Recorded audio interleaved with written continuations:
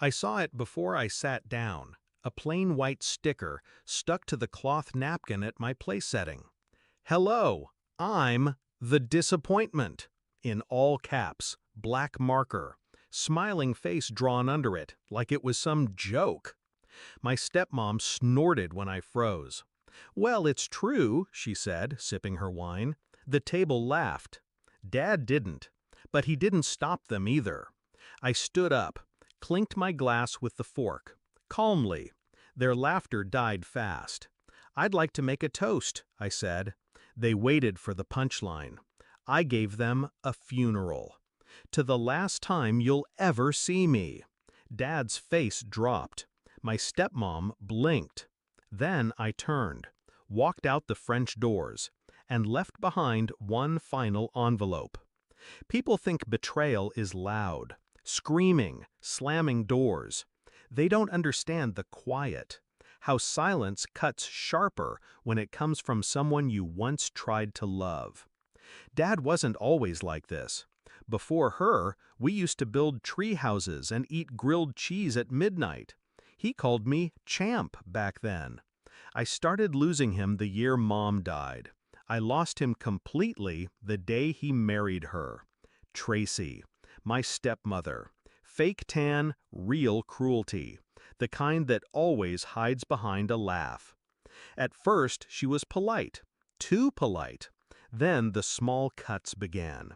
You still livin' there? Still figuring life out? Then came the whispers at parties. He never really got over the phase thing. You know how sensitive that one is. I'd walk into a room and watch conversations fall off cliffs. Dad never defended me, never noticed. Or maybe he did, and just didn't care enough to stop it. I stayed quiet for 3 years. Sat through dinners where I was ignored. Holidays where my name was an afterthought on the gift tags. Then, last Christmas, I found a folder on Tracy's laptop. She left it open. She was drunk. She always got sloppy when she won. Inside were screenshots, my private messages to Dad, ones he never replied to. She had forwarded them to herself, labeled the folder Exhibit A, Drama Queen. She mocked my grief, mocked the way I'd tried to stay close. I copied every file onto my drive. Didn't confront her, didn't scream. I started planning. Dad's 60th was my deadline. Of course she planned it. I RSVP'd yes with a smile. And in the weeks before, I made moves, quiet ones. I sent anonymous emails to a few of her colleagues, linked them to a burner account I'd created. From there, I leaked snippets of the screenshots. They weren't explosive, but they were ugly enough, made Tracy look unstable, cruel, manipulative. Then I uploaded the full folder. Every message, every edited email, every fake text she'd sent from Dad, to a hidden drive. On the day of the party, I printed the link, sealed it in an envelope marked, "For when you wonder why." They thought I'd play my part, smile, nod, sit silently while Tracy made digs between courses. But that name tag? That broke the script, so I wrote my own ending. As I left, I dropped the envelope by Dad's cake, between the candles and the lies. I didn't look back. They tried calling. I didn't answer. I watched from a distance as the story spread. Tracy was removed from a board position within a week.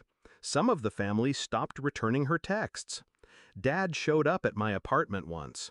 He looked thinner, older, held the envelope like it weighed 20 pounds. "I didn't know," he said. I nodded. "You didn't want to." He stood there for a long time, waiting for something. Forgiveness, maybe? Closure.